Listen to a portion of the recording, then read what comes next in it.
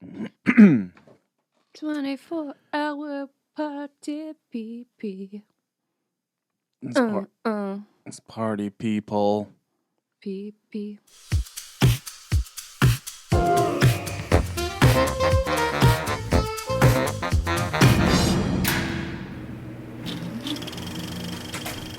Well, hello there. Welcome to On the Beat, the podcast that uncovers full frontal male nudity in cinema. My name is Laura, and I am joined by my co-host Ryan. Hello. Hi. Yeah. I'm going to sing the entire episode. No, don't. I'm going to sing it. Nope. Don't do that. Yeah. That is a bad idea. We just need to get through this. I'm going to sing it right now. Yeah, I feel like it's like how the Happy Mondays weren't able to record like an album. They took years to do it because they were too busy like taking drugs and partying and stuff. We're going to do this podcast with no lyrics. Yeah. Yeah. No lyrics. No lyrics and yeah, I don't know. The Happy Mondays are actually okay. I was going to say no substance, but I guess we kind of have Tons some of substance, yeah. Kentucky Fried Chicken. Yeah, they like themselves a little bit of takeaway. I have notes on that. I'm not going to bring it up just yet, but we are uncovering the 2002 biographical comedy drama 24-hour party people. Yep, we are. Yeah, we're doing. Told you I was going to do it. We're doing one of my favorite films. We're doing one of my favorite actors. We are, yes, yeah. Hooray! Before anyone gets too excited, it's not his that we see, but yes, yeah, we do. This stars Steve Coogan. Cougs, big Cougs, playing the legendary Tony Wilson. Absolutely. Of Granada fame. Of Granada fame. Okay.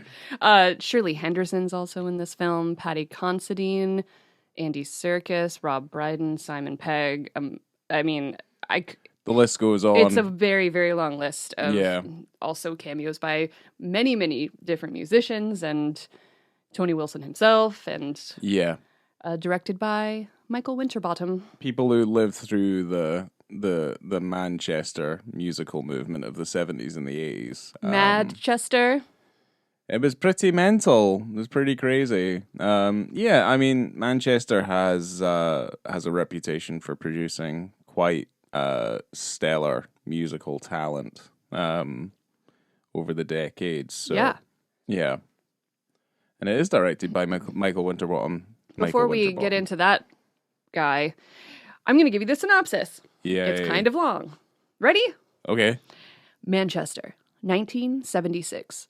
Tony Wilson is an ambitious but frustrated local TV news reporter looking for a way to make his mark.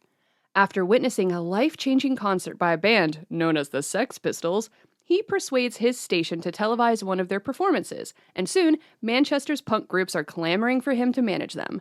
Riding the wave of a musical revolution, Wilson and his friends create the legendary Factory Records label and the Hacienda Club. The tagline for this film is "Share the Ecstasy." Nice. Yeah, that synopsis wasn't bad.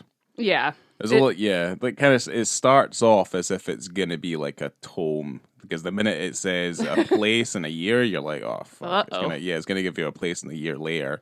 So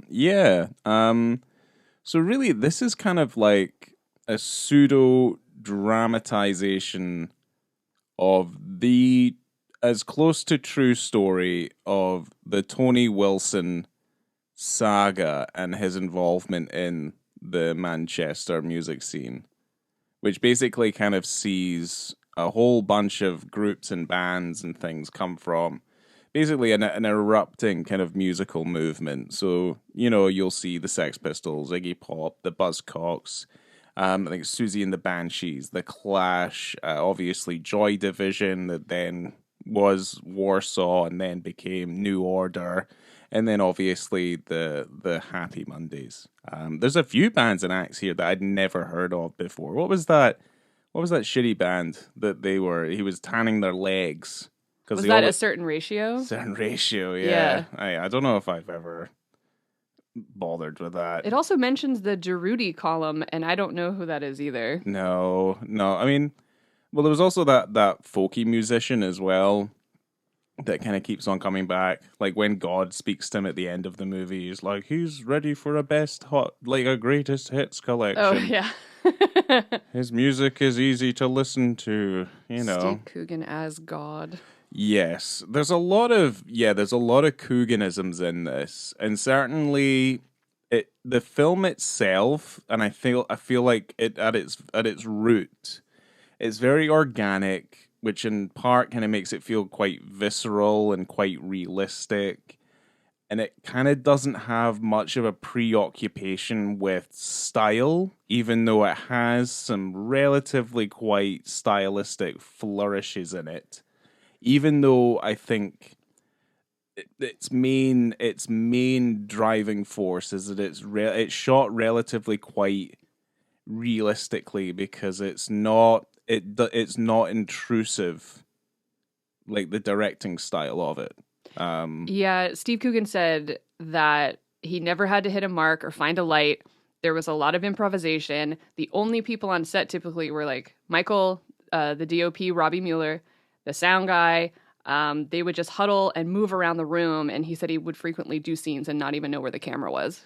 Yeah, I didn't realize that Robbie Mueller had shot this until I looked at. I think there was the making of, or there was the featurette that was kind of focused on Michael Winterbottom. But yeah, I mean, anyone who's familiar with anything we've spoken about Robbie Mueller before when we did to Live and Die in L.A. But obviously, he's worked with Wim Wenders before. He did Paris, Texas, Alice in the Cities, Breaking the Waves with Lars von Trier. Yeah. He also did Repo Man for, I think it's Alex Cox. And Ghost Dog, obviously, with Jim Jarmusch. So, yeah, he's a pretty seasoned DOP by this point. This was his last feature film that he did. Oh, wow. Okay. Well, then, yeah, that's a shame. Why? Because he passed away? That's a shame? Or is it a shame that this is his last film? It's a shame that he passed away. But, he'd come into making this movie with obviously quite an extensive legacy. No, I think it's interesting to kind of bring up because you wouldn't look at it and think, wow, Robbie Mueller shot this. You know, it definitely has a very distinctive kind of look and feel.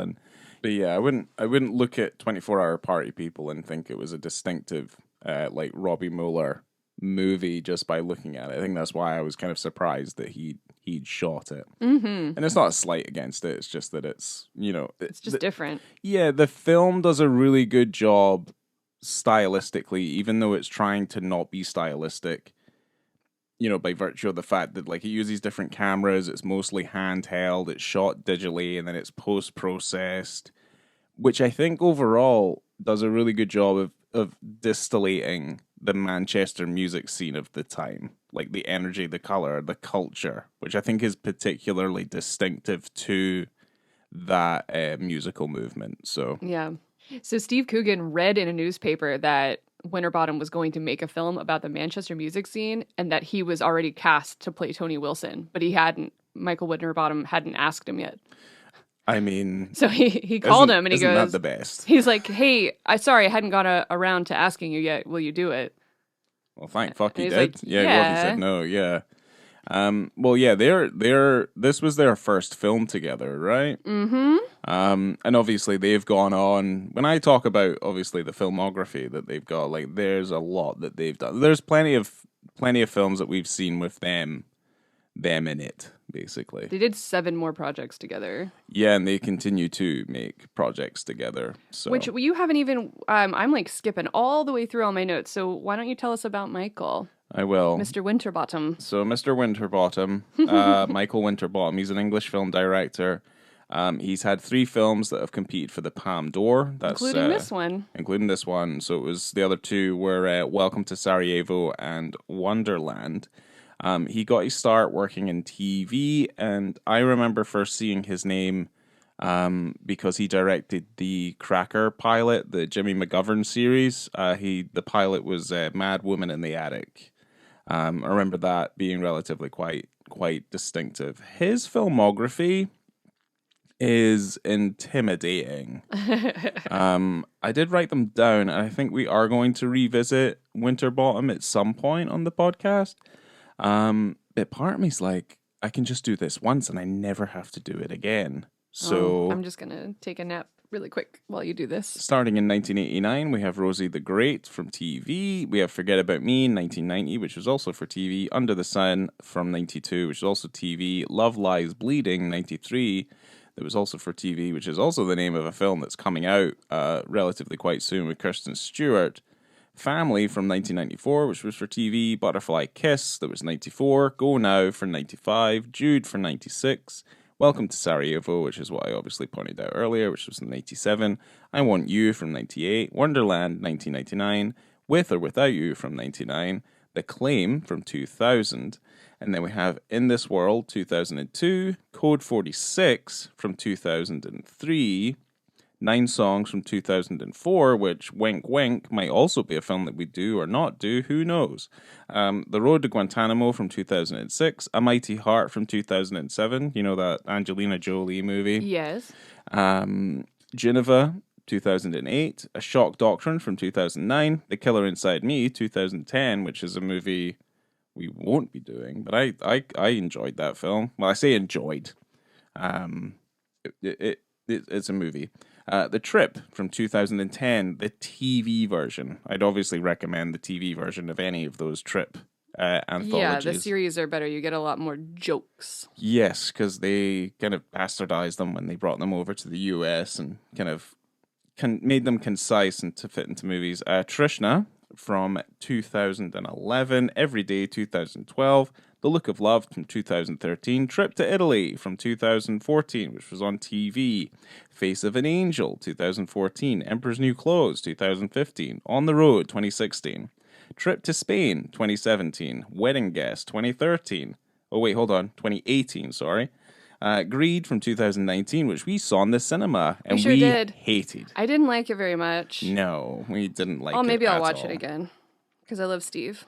Good luck with that. Trip to Greece from 2020. Isolation 2021. 11 Days in May 2022. This England, which was 2022, and that was for TV. And then we have Shoshana in 2023. Did you mention A Cock and Bull Story? You didn't. Probably not. 2005. Tristram Shandy. It was The Claim, then 24-Hour Party People in 2002. A Cock and Bull Story from 2005. Okay, yeah. Oh, got it. Must have and missed then, it. Yeah, because my notes, it's a long list. But yeah, there we go. That's me. I love Tristram Shandy. One of those, like, unfilmable books. Yeah, I don't know if I even said that either. You didn't. I've been waiting because that's one of my favorites. Watching that film, we had it at Hollywood Video when I worked there, and we had one copy. And I looked at it and I go, I don't know what this is. I picked it up, and that's how I got introduced to Alan Partridge. So, like, Knowing Me, Knowing You and stuff, they had all of the commercials like at the beginning of the DVD. And I'm like, what is this? So, it's great. Big fan. Yeah, because Tristram hold on.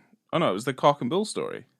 In the States, it was Tristram Shandy, a Cock and Bull Story. Why did they say that? It's just because it has cock in it? I don't know. Either way, I said Cock and Bull Story because that's what it was in the UK. But anyway. Yeah, that's really the title of the film. Perfect. It's like when they did Alpha Papa, and then it got brought to the States, and it's Alan Partridge, Alpha Papa. Yeah. Because people didn't know. Not that would help. If you don't know who Alan Partridge is, it's not going to help anyway. Yeah, it doesn't matter. Okay. That movie is very funny. So, Steve Coogan actually met Tony Wilson when he was around 10 years old, when he went to a party. Okay. Tony Wilson went to a party at Steve Coogan's house because his aunt was a makeup artist at Granada TV. Oh, right. Okay. Mm-hmm. The people you know. And yeah, so later on in like 1990, Steve Coogan was the resident funny man on one of his shows. Okay. And Steve said, I knew I could impersonate him, although I'd have to do more than that in the film. I had the rhythms of his speech. He would veer between being very northern working class and then very kind of like almost camp. Right. Okay. So Yeah, that comes through. There's a lot of fourth wall breaking stuff in the movie as well. Yeah. It's very kind of self-referential, where it's kind of like the footnotes, like the cliff notes of the Tony Wilson story, just kind of reminding you that, like, hold on, this is actually Tony Wilson. Most of this is true, but here, just to make sure that we don't over exaggerate, this is exactly what's happening here. And Tony Wilson said that a lot of stuff in the film is made up, but Michael Winterbottom said that the only stuff they used is stuff that he told him. So Right, it's like, okay. Yeah, I mean, it's fun. I like to take, I don't know. Well, there's plenty of quotes. There's plenty of like pontificating and like there's a lot of like hyper intellectualism kind of going on with this at least this version of Tony Wilson. Like the John Ford quote where it's like, if you have the choice between, printing the legend or printing the truth, then you print the legend because the legend is obviously more interesting. Yeah. So that, I mean, again, that's me paraphrasing that anyway. I think I butchered it, but It was roundabout. yeah. But this covers at least about 15 years, probably less than 15 years of this saga that Tony Wilson is involved in. Because for the most part, Tony in the movie makes sure that it's not a story about him. It's a story of what happened in Manchester around that time that just happens to star him for the most part. Yeah, it's also a lot about him. That's the funny thing. It definitely is, yeah. And he's at least his depiction in the film by Coogan is he's incredibly charismatic and everybody likes him. But certainly your salt of the earth folks, like, you've got Paddy Considine, you have Sean Ryder, you have Ian Curtis, you have these characters obviously depicting people from real life. They can see through the veneer of what the Tony Wilson is, the TV personality Tony Wilson. Peter Hook from New Order described the film as a film about the biggest cunt in Manchester, played by the second biggest. Yeah. Yeah, that makes sense. I mean, yeah, these are they're salt of the earth individuals for the most part, like working class families who have, a penchant for this, this music, for art, and it very much comes through in the music. It's just a shame that like these very creative individuals have to pair up with someone like Tony Wilson because he has the money, he has the power to get them to where they need to be. But I do like the idea that we watch the film and Tony is an onlooker, like he's your pathway into this world. And it does hit a lot of the main marks without feeling too political, I guess, because it does refer to a lot of the timestamps in the movie are referenced by moments in history, and I think the film is split into two halves by that point. It starts in 76 and effectively ends, let's say, 97, I think it is, something like that, when the hacienda shuts down. So it starts with obviously the birth of this character, this Tony Wilson, who's already he's quite a prominent TV figure, very well known, very very well liked, and he decides to obviously enter the Manchester music scene, which is now at this point in the 70s starting to explode because punk has made it onto the scene. And then we effectively focus on his relationship to Joy Division. Yeah, that's the beginning. Yeah, it's like Joy Division is the beginning, and then the end is Happy Mondays, basically. Pretty much, right? Yeah. And the halfway point is pretty much Ian Curtis's suicide. Yes. And then there's a slight lull, and then we immediately are introduced to the Happy Mondays. So there you go. Yeah. That's it. You wrapped it up. Pretty much. That is my summary of the movie. I hope you enjoyed it. So Mick Hucknall stopped speaking to Steve Coogan after the joke about God calling his music rubbish. Yeah. like I mean, that. it is, though. I mean, Simply Red just is not... It's not a good band. It's not a good group. Like, they're not very good. Mick Hucknall's awful. Have you seen pictures of Mick Hucknall recently? He's got a gold tooth. You did show me that recently. Yeah, I don't know I'm why like- that came up, but yeah, you did. I was like, look at this. Look at at this. this. Look at this. This mint. Like, whatever he's trying to do. He did that. He had that one song that was very popular in the 90s. And I couldn't care less about Simply Red. So, yeah, I think if Mick Hucknall, if you have an opportunity to excise Mick Hucknall from your life, you'd probably take it. Wow. Yeah. He's not going to talk to you anymore either. Oh, that's a real shame. I mean, not like he spoke to me before. That's true. But, yeah. Ruined. Well, it just means he's got no sense of humor. Like, that's the problem there. Like, that's what that comes across as. He has no sense of humor whatsoever. So, I have so many interesting facts. yeah, let's I just find get them into it. interesting. Yeah, because I don't really want to go beat for beat in the movie. There's a lot of funny stuff in the film. Like, certainly a lot of my notes are basically like they're just this lines. Funny? Wasn't this funny? Wasn't this funny? You know, he's like talking about Alice Cooper on his show, and he's like, supposedly he'll be hanging a dwarf live on stage. There's a lot of reference to dwarfs in this movie that I found. Because there's the dwarf he's going to hang on stage, Alice Cooper, obviously. There's the dwarf that he meets who's washing the elephants at Chester Zoo. Yeah. And then I thought there was another one. Is there not another one? Not that I remember, but Yeah.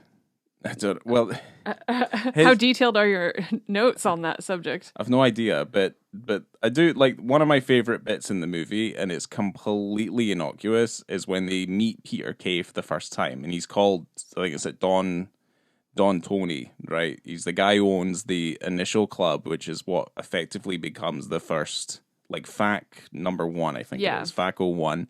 And he just points at the cleaning lady in the middle of the dance floor, and he just goes, Margaret!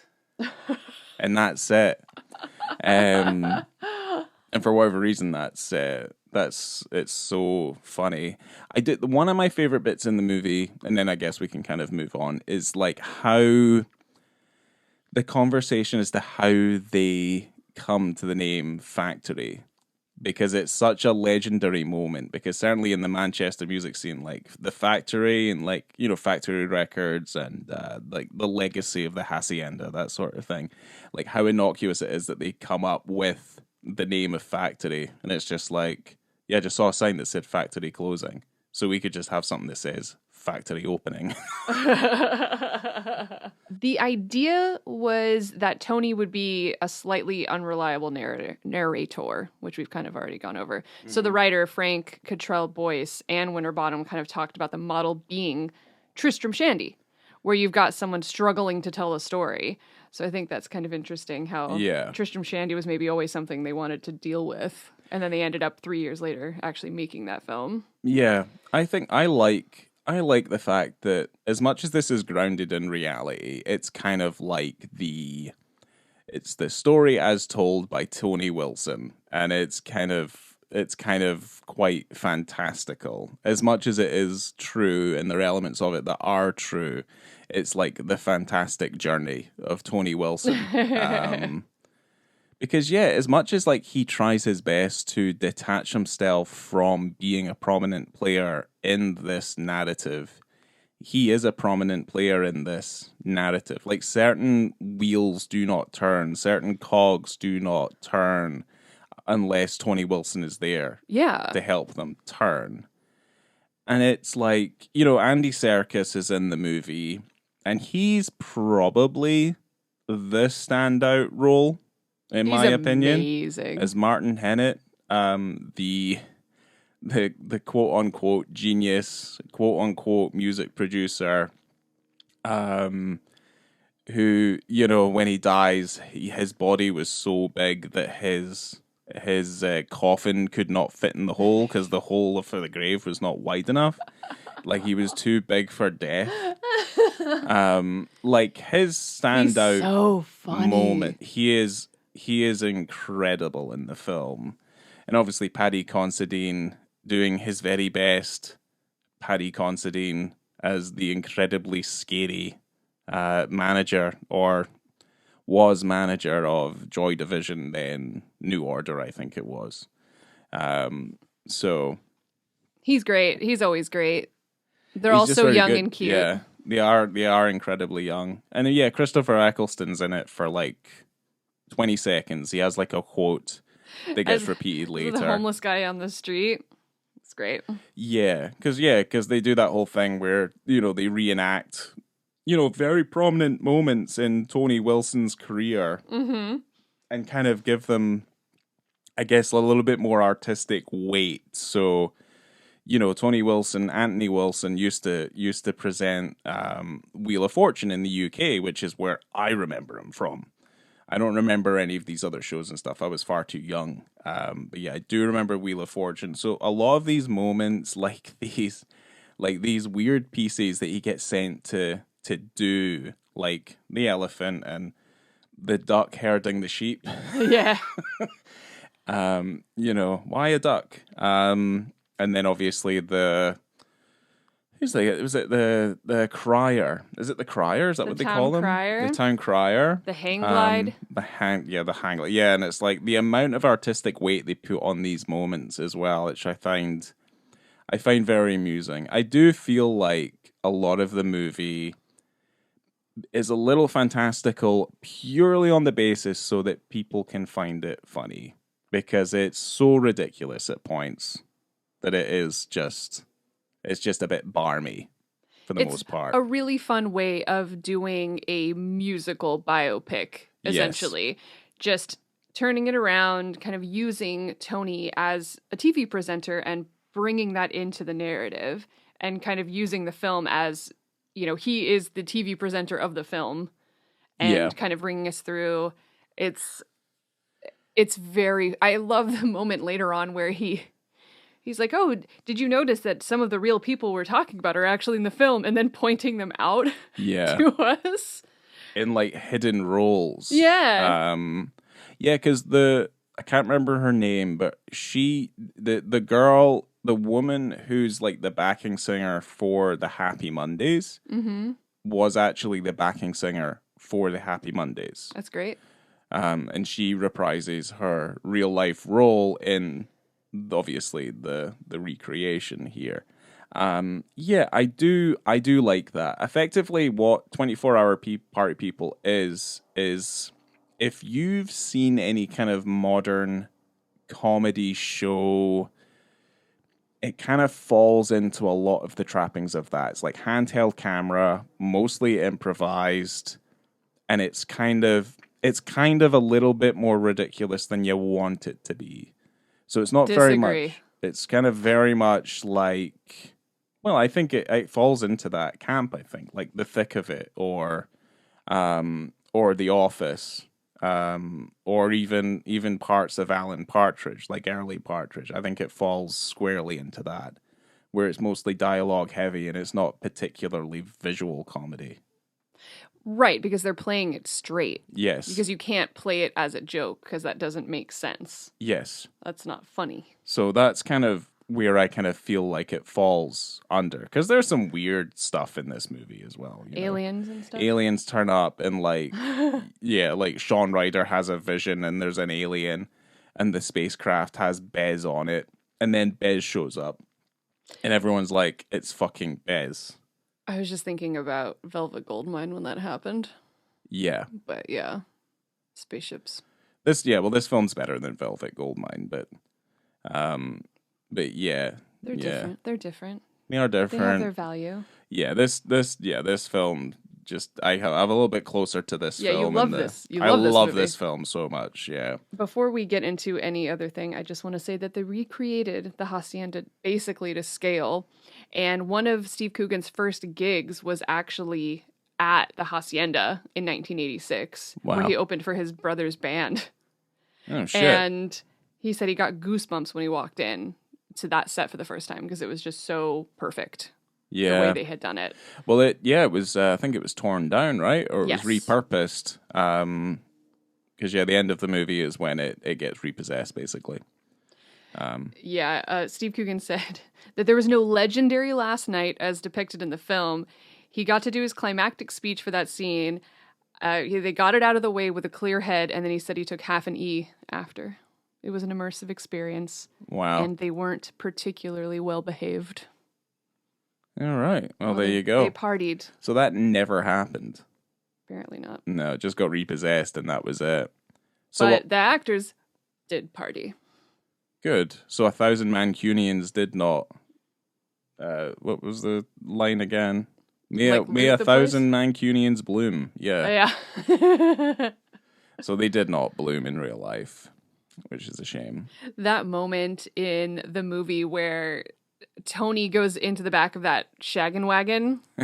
Who was he with? Do you remember? I don't know who that guy was. It was Peter Kay. Yeah, it's Peter Kay. He's getting a blowy from that prostitute. Come in, love. And if you're not going to come in, then fuck off. Yeah. I just love when Shirley Henderson, like his wife, Tony's wife. Yeah. Opens the back of the van and she just laughs. She's like, "What are you doing, Tony? What are you doing, Tony? What are you doing? Tony, what you doing?" And then she leaves and he just finishes getting his blowjob. Yeah. Might as well. Yeah, he didn't want to be left with a half chubby. That's when you get blue balls and then your nuts fall off. And then she goes and sleeps with the Buzzcocks singer, right? Howard Devoto. And he goes, "I only got a blowjob." That's full penetration. Yeah. I like that. And then Howard's the bathroom attendant, like the real life Howard. Yes. And he's like, "I don't remember this ever happening."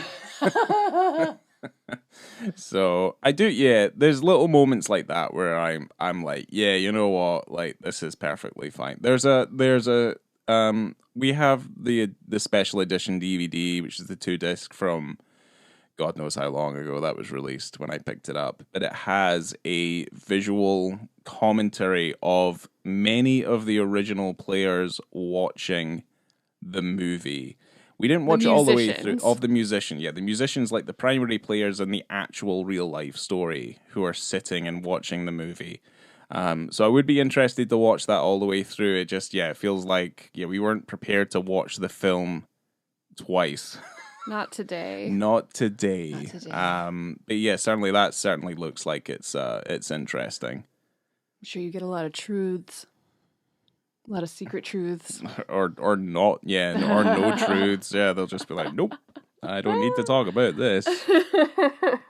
Because the only other thing I would like to say about the movie before we probably move on is I think that sequence where they record She's Lost Control, I think is incredibly magical. I think it's great. The drummer's on the roof, and he's only got a snare and a bass drum, and that's it. He goes, "How am I supposed to know when to stop?" And Andy Serkis goes, "You don't need to worry about that." And he's up there all night, drumming all night long. We've got a rattle. There's a rattle in the drum kit. And they're like, "How long is that going to take?" It's like, I don't know. It's like, do I still have to pay? And it's like, well, I'm still working, aren't I? £50 an hour. £50 an hour. He was a genius, though. I think I'm ready to talk about that penis scene. Oh, yeah. Well, there's two.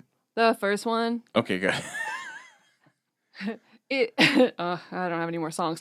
An hour, 11 minutes, 17 seconds. We're on the Happy Mondays tour bus. We're watching porn on the bus with best friends. It's like a tour montage going from location to location. And we get to see... Yeah, the Happy Mondays bus is like a party bus. It's like the Venga bus. The Venga bus is coming. And everybody's coming. And then you're gonna come now. You're coming and you're coming. Come. This bus is really sticky. Yeah. Yeah, you run I'm so sorry. Yeah, sorry. Yeah. That bus is very sticky. It looks really gross and smelly. Yeah. Well, yeah, Rowetta's there and the rider dad, I can't remember what you say, the father rider, let's say, is just like, take the porn off, it's not suitable for the lady, and Rowetta, who's playing herself, is like, no, I think I've seen this one before. Yeah, and then you see Paul Ryder. Yes. played by Paul Popplewell. Must be easy for him. As a Paul. Well, he's Porky Pigging it. He's fully Porky Pigging it. T-shirt, no bottoms. Yeah, he just turns penis right. out. Yeah. Just Porky Pig, full on show for everybody on the bus. Yeah. He's kissing butts. He's kissing like in thongs. lady butts, yeah. Encased in thongs, Mm-hmm. kissing butts and doing drugs. Yeah, because you end up seeing some like some vagina as well. You sure do. Yeah, it's a full real Brazilian. It's a real part, but yeah, well, I don't know what these ladies are. I don't know. No, they're having a nice time. They're having on the tour bus. They're having fun with the Ryder boys. And the Ryder Bez. dies. Yeah, Ryder dies. Yeah. I don't know why he doesn't have any pants on. It's fine. He's just enjoying the company of his friends and family. Yeah. I don't know how I don't have that kind of relationship with my family. No. To where I would feel comfortable pulling out my penis. Which, No. if I was a man that had a penis, I don't. Yes, just for the record, you don't have a penis. It's a real shame. I think I definitely, maybe in a past life, Potentially. Yeah, potentially. You never know. Yeah, But again, yeah, you never know. I do not have one right now, and that's a real shame. Not really. But anyway, penis envy. Let's continue on. Yeah, no, that is that. It is it's a little turbos. It's a turbo boss. It's a turbo boss montage. A turbo boss, yeah. pantsless. Not too long after that initial scene, which I totally forgot about this one, there's another penis scene in 1 hour, 29 minutes, and 40 seconds with the other writer, Sean Ryder. Yeah. Played by Danny Cunningham. Yeah. So so some stuff's happened. So they've been gone tour. Like the Happy Mondays is, as a band, they are one of the sole contributors to keeping the Hacienda and like Factory Records afloat. The problem is that they're incredibly spotty, and I guess a little like it's carnage trying to get them to make music, and their managers like enabling them, and just kind of, Sean Ryder's doing heroin, and he's also doing methadone, and then they want to go to Ibiza to record this album, they want to go to the Bahamas to record this album. All this sort of thing. That was the thing about the KFC joke that they were making, because KFC was their code word for going to get drugs. Yes. In real life. So there's like that shot of them walking down the street with buckets of chicken. They're like, chicken, hooray! Yeah. Which is, it's basically a joke about them doing drugs. Yes. Which is funny because they do a bunch of drugs in the film, but I love that they also get chicken. So this one moment that happens in the film, which again is kind of, it's incredibly kind of, it's a little bit silly. Yes. But I think they've gone to the Bahamas. They're in Barbados. Barbados. Factory Records has no more money. And now that they have no more money, they're not able to buy drugs. So they sell all of the equipment and the furniture, and then they sell their clothes. and then there's a shot of Sean Ryder on this tiny little island, and a title comes up called The Misadventures of Ryderson Crusoe. Oh, yeah, sorry. The Misadventures of Ryderson Crusoe. Robinson Crusoe. Yeah, I know, I'm sorry. I thought it said cruise. Ryder's Cruise. No. Yeah, anyway. He's on the island. It's one shot. And Sean Ryder is out on, he says, I'm off on a deserted island. He's just off on a little stone in the water saying, I could finish the album, but why the fuck would I do that? Yeah. And he's just naked because, they sold all their clothes to buy drugs and crack on Barbados. Yeah. And he's just standing there naked on a rock out in the water. Yep. Nice little wide shot. And it also does like a reverse backing up thing as well. Yeah, it does this weird thing where What is it in film terms? I don't know, like a kind of like a filmic double take thing. Yeah. Yeah, it's kind of what it does. It's the easiest way to describe it. Just him standing out there in the buff. Swiveling. Swiveling in the buff. Swiveling. By the power of editing, he will swivel, which is what he does. I had a mini heart attack when I was looking up Danny Cunningham because his first film credit, not the first one he probably ever did, but on his, IMDb or on Letterboxd or whatever, is A Little Shop of Horrors, which is my childhood favorite movie of all time. I could probably say every single line and musical note of Little Shop of Horrors to you right now. Like, all right. Yeah, I mean, we don't need to hear that. We don't have time. No, or patience. Testing my patience. Yeah. No, I'm kidding. But he was a doo-wop street singer in Little Shop of Horrors, and I love that for him, and I love that for us. Crazy. It's weird. It's just a strange thing to me. Okay. This movie is very fun, very colorful, weird. It's kind of exactly, I don't know. There's parts of Michael Winterbottom's movies that you would expect like a bunch of weird shit like this. Yeah. But he has other kind of straightforward things. But I always liked how he mixes reality in an interesting way where you kind of have real characters based on real people, but they're playing, it's like an alternate version of that. Yeah. He did it in The Trip. He did it in Tristram Shandy. He did it in this, where you kind of have these real people doing alternate versions of themselves. And I think that's always really fun. It's kind of like Nicholas Roeg that way. There's a film called, I think it's called Insignificance, I think it is. Or is it Performance? Maybe Performance. Where, I think is it Mick Jagger plays himself. But there's also a movie that he made where Albert Einstein and Marilyn Monroe also share a scene as well, and they're just kind of like wild out there versions of their real life counterparts. I've never heard of that. Yeah, that sounds fun. Yeah, I saw those films when I was maybe like 18 or something. So film school boy. I have Performance on DVD if you want to watch it. Mick Jagger could have been in so many different weird things that just didn't work out. Wasn't he supposed to be in Fitzcarraldo? Yes, he was. He was supposed to be in, and I think they filmed a bunch of it, but then the main actor got sick. Anyway. Yeah. Wasn't he also supposed to be in Dune? In Jodorowsky's Dune? Mick Jagger? Yeah. I mean, nobody likes Jodorowsky anyway. He's kind of a bit of a... Really? A pest. Yeah. Well, because of all the rape. Oh, yeah. Yeah. Do you not remember any of that? Oh, right. Anyway. Dear. It's a fucking plane, like, circling overhead. It's been going on for the last, like, hour. It's been happening since you started the podcast. And it's just been circling around the fucking house, crop dusting everybody. Why is this one episode where I get to talk about Steve Coogan cursed? The dog won't be quiet. There's a plane doing wheelies in the sky. So, here we are. Ratings. For visibility and context for me, I'm going to jump in. I gave it a 3.5. I don't know why. It's kind of middle of the road. It is quite casual, so maybe it's more of a 4, which I think is...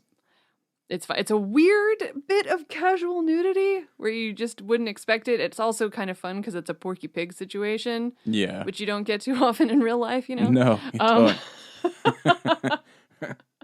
don't.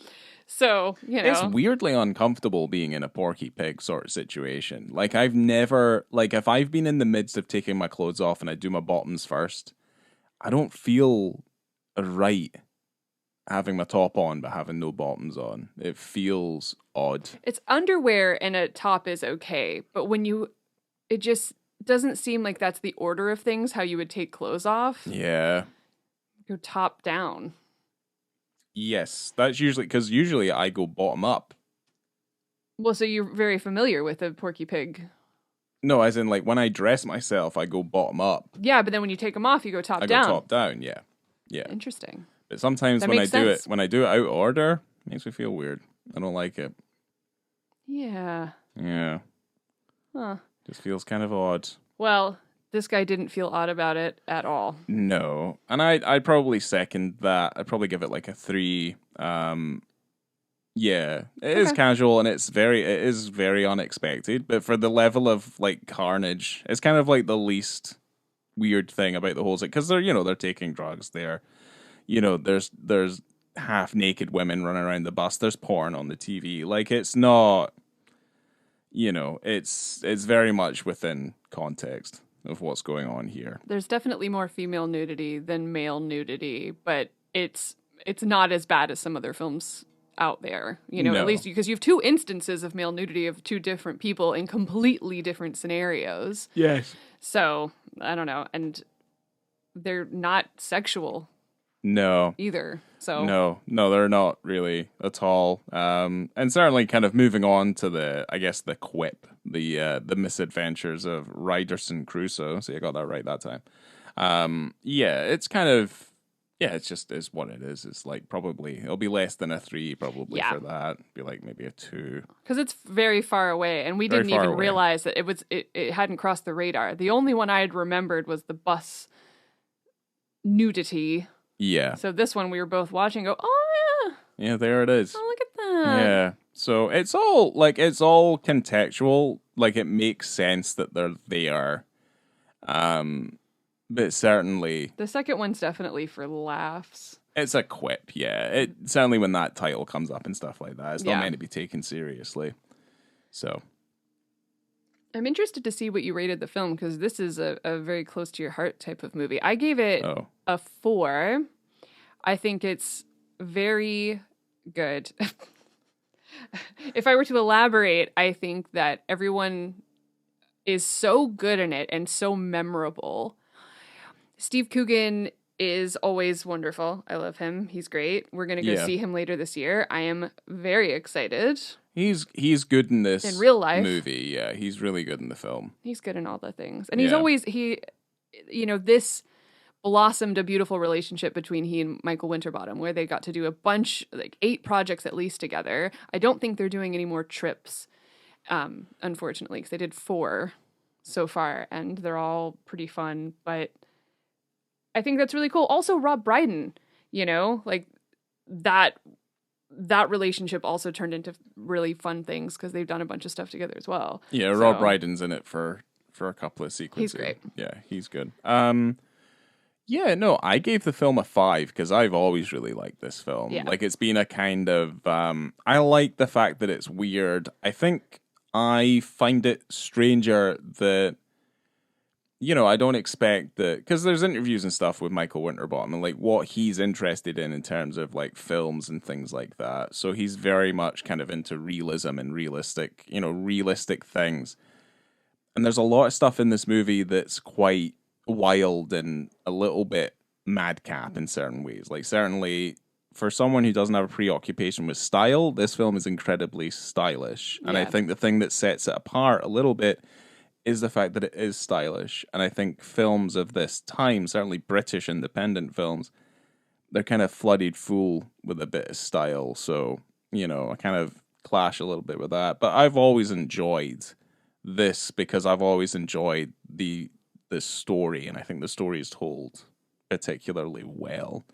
I gave it 5 because it always puts a smile on my face. And I'm never bored watching this movie, so... I do like Paddy Considine chasing Steve Coogan around and he's pushing good. him onto the floor. He's good, and I mean, he calls him a cunt like no less than 100 times. Yeah. So he has great. All of his glasses are really good too. They are, yeah. He does. He has great fashion. Yeah, he's got some fantastic bivocals. It's really fun. It's a really good movie. So it's nice. Great. Yeah. It's nice. I like it very much. Yeah, well, there you go. So, thanks, y'all. If you wanted to know who won the Palme d'Or in, that year, it was The Pianist. Great. That it was nominated against. Another romantic Holocaust movie. Yeah, another one of those. Yeah, okay. Well, that's a shame. That it didn't win? What, the 24-hour party people didn't win? Yeah. I mean, it's not really, because like it's not like the film diminishes in value if it doesn't win anything. Very true. Yeah, very true. Well, thank you for going on this journey with me. I'm glad that we got to talk about 24-hour peepees. Yeah. It's been a riot. It's been a riot. I was trying to think of something else to say because like I had a bunch of quotes down here, but I think I said them all. Anyway. We've done it. We did it. Yeah, we did it. High five. Yeah, I'm too big for podcast because I'm a big boy. Oh, okay. I get it. Coming to you from the hacienda. She just confirmed that I was fat. Well, no, you were doing the joke about Andy Serkis's then. character. Yeah, let's just wrap this up. Let's go. I did it already. Coming to you from the hacienda, obviously. Yay. I have been Laura. I've been Mick Hucknall. Adios. I suppose.